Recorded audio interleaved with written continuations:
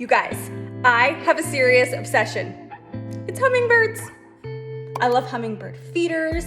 I love the sound that they make when they fly. I love the way they eat out of my flowers. I just love hummingbirds so much. So today I want to share with you a homemade hummingbird nectar recipe so that you guys never have to buy hummingbird food again. And they can always be happy and healthy.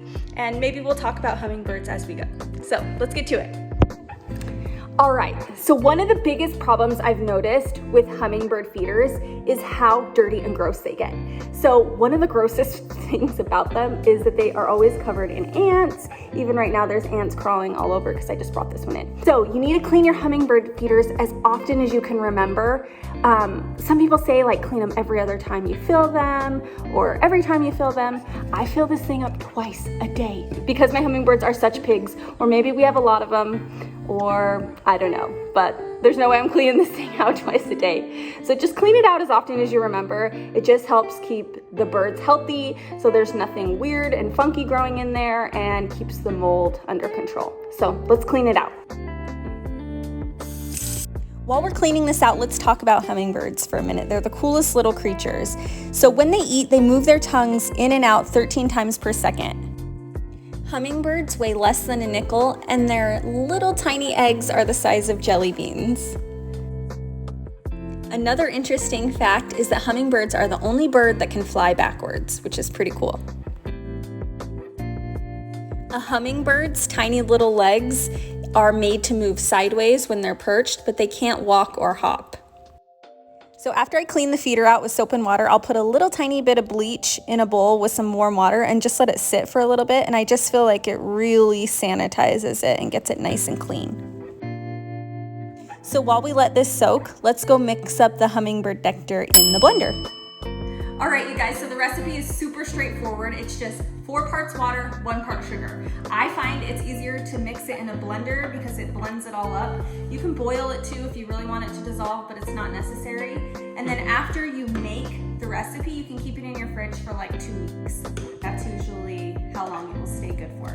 So let's go ahead and get mixing. All right, so I just have 4 cups of water in this measuring cup, and then I'm adding 1 cup of sugar. FYI, you wanna use refined sugars. So no honey or confectioner sugar or raw sugar. Make sure it's regular refined sugar. You don't have to use a blender. You can just shake it, stir it, whatever you need to do to mix it up, but I just find it's easier with the blender.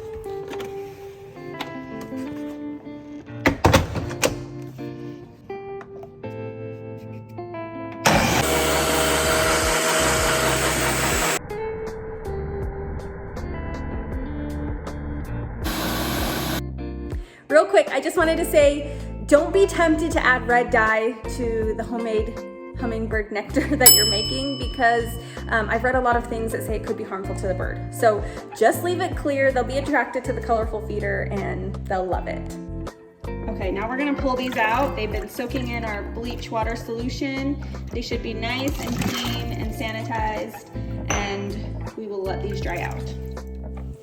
So the hardest part after you pour the liquid in is actually turning the feeder back over.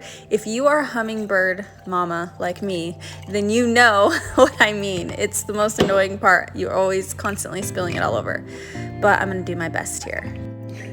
So I'm gonna be straight with you guys. A lot of times I just buy the hummingbird nectar because it's quick and easy, but we've been going through so much lately that I wanted to make my own. So I'm really curious to see how much these birds love it in comparison to the one that we just had in there. So let's check it out.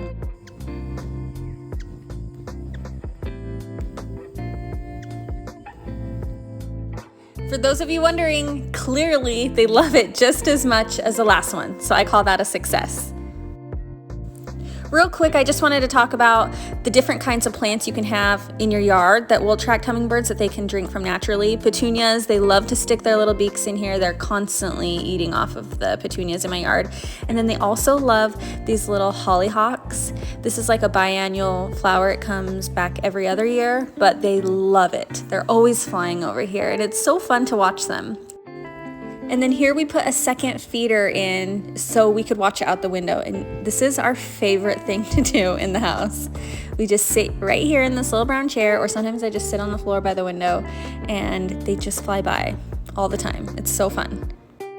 Hey guys, I'm back from tennis now, so I just wanted to say thank you so much for watching this video. I want to wrap it up. I'm gonna hang out with these cute little pups and enjoy the rest of the day. I hope you have so much fun making some hummingbird nectar for your birds at your house, and I hope you have a great day. Bye.